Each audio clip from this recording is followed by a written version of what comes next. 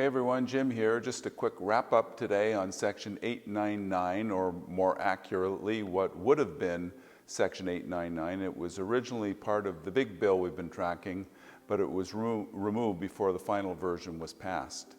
Now the reason I'm still talking about it is because I said I would in a previous video, and that was before Section 899 got scrapped, so this is just to close the loop.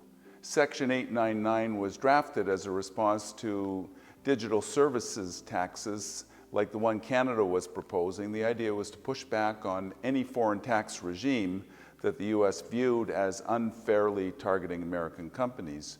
It would have opened the door to potential retaliatory measures against multiple countries, including Canada.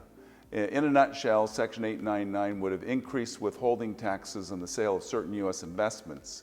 Now, I'm just going to use one example because I think it's relatable and likely something that would have had a substantial impact. Let's say a Canadian owns a US property, holds it for a while, and then sells it for a profit.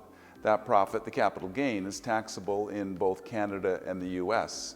But here's where the tax treaty comes in, because the seller is Canadian and not a US taxpayer or tax filer. The Canada-US tax treaty allows the US to withhold 15% of the proceeds at the time of sale.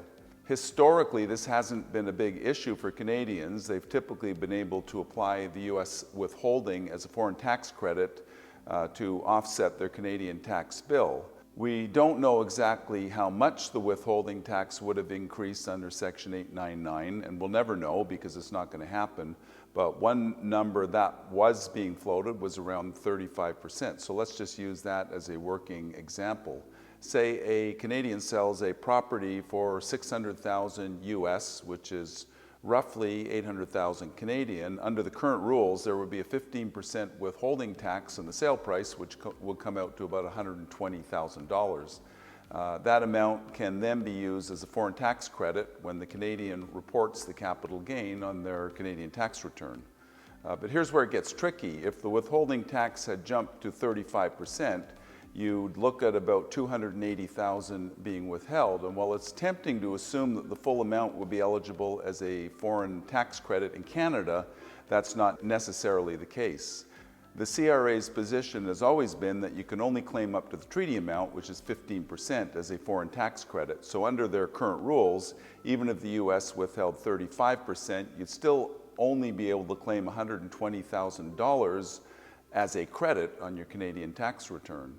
So this would leave CRA with two possible options. One, deal with the inevitable outrage from Canadians who would be hit with this measure.